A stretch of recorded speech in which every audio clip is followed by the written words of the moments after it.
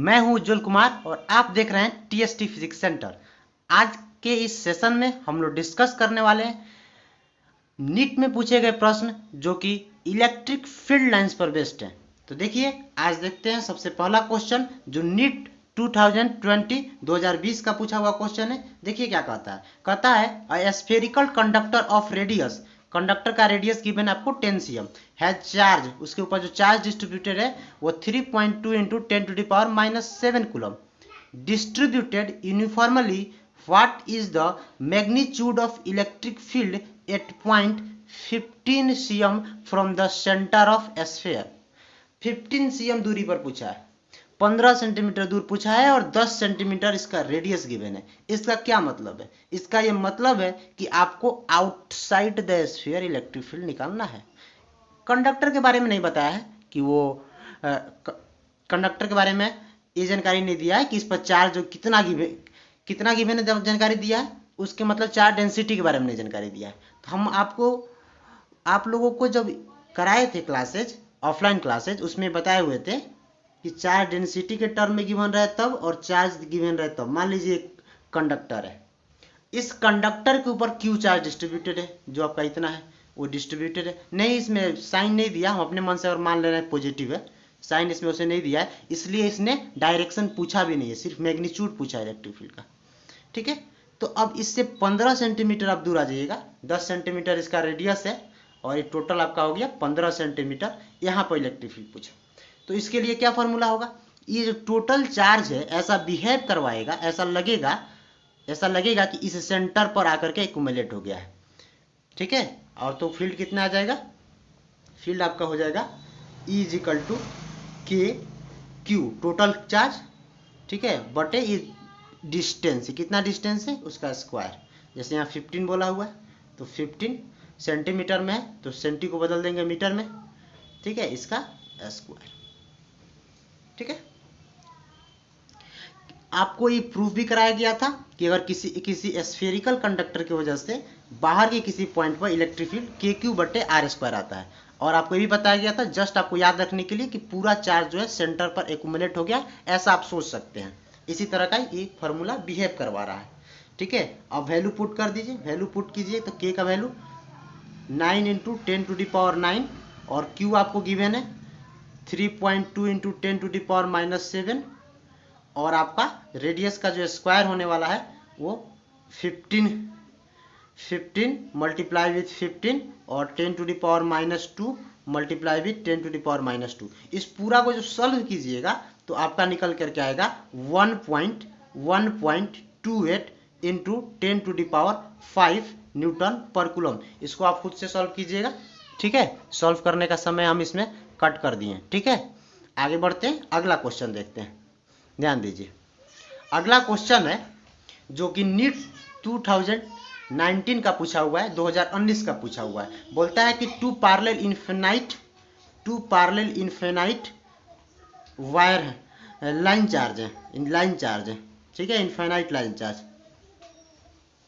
देखिएगा, अब ये इनफिनाइट लाइन चार्ज है, इनफिनाइट तक गए हैं, और इनके बीच का जो डिस्टेंस है ये जो है 2r है, 2r गिवन है, जो बीच का डिस्टेंस है वो 2r गिवन है।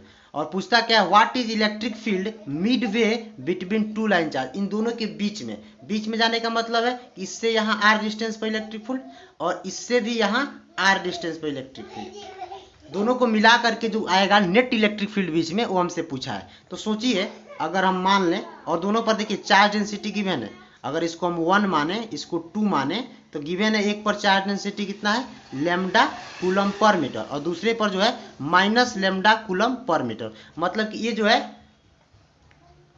लैम्डा कूलम पर मीटर, ये इन्फिनिटी तक गया है, यहाँ छोड़ देते हैं, यहाँ लिख देते हैं लैम्डा कूलम पर मीटर। ये निगेटिव है, कहने का मतलब ये जो है पॉजिटिवली चार्ज है।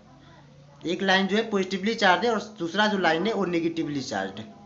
तो सोचिए, इस पॉजिटिवली चार्ज की वजह से यहाँ जो इलेक्ट्रिक फील्ड आएगा E+, उसका डायरेक्शन इधर होगा, और इस निगेटिवली चार्ज की वजह से जो यहाँ पर इलेक्ट्रिक फील्ड आएगा E- वाले की वजह से, उसका डायरेक्शन भी तो इधर ही होगा। नेगेटिव की ओर होता है, पॉजिटिव से दूर भागता है इलेक्ट्रिक फील्ड। ठीक है, तो दोनों का डायरेक्शन एक ही साइड में हो रहा है, तो हम दोनों का दोनों इलेक्ट्रिक फील्ड क्या होगा, यहाँ पर जुट जाएगा, सिंपली जुट जाएगा, क्योंकि दोनों पैरेलल हैं, दोनों की वजह से इलेक्ट्रिक फील्ड यहाँ पैरेलल है। तो आपका जो ई नेट आने वाला है वो vector sum of E plus वाले इन्फिनाइट लाइन चार्ज की वजह से और माइनस वाले इन्फिनाइट लाइन चार्ज की वजह से। तो आप जानते हैं कि इन्फिनाइट लाइन चार्ज की वजह से जो इलेक्ट्रिक फील्ड आता है वो कितना आता है, अगर आपको केयर हो तो आता है λ/2πε0r। ये आपको ऑफलाइन क्लास में प्रूफ करवाया गया है। तो देखिए प्लस की वजह से इतना आया, और फिर माइनस की वजह से भी कीजिएगा, माइनस की वजह से, तो उसका भी तो देखिए डायरेक्शन इधर ही रहने वाला है, डायरेक्शन उसका भी इधर होना है। मैग्नीट्यूड इसके ऊपर भी जब लैम्डा है तो फिर वही आएगा λ/2πε0r।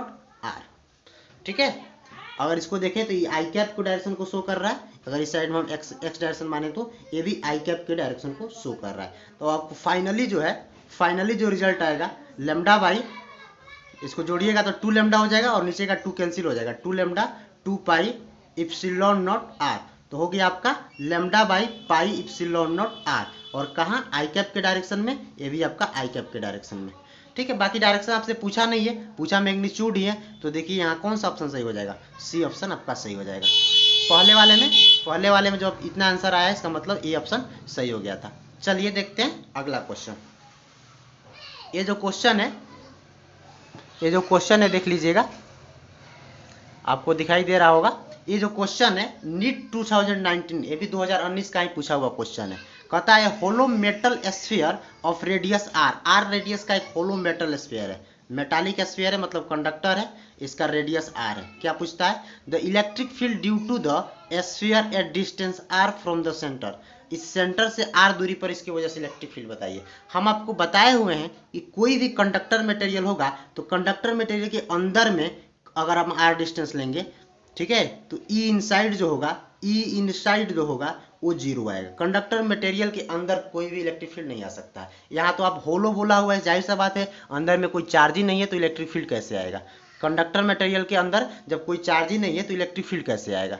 ठीक है, तो इनसाइड हमेशा जीरो होगा। अगर आप आर डिस्टेंस आउटसाइड चले जाएं तो आपका जो इलेक्ट्रिक फील्ड आएगा वो आता है के क्यू, जो क्यू इस पर टोटल चार्ज डिस्ट्रीब्यूटेड है, उसको अगर क्यू माने तो के क्यू बटे आर स्क्वायर।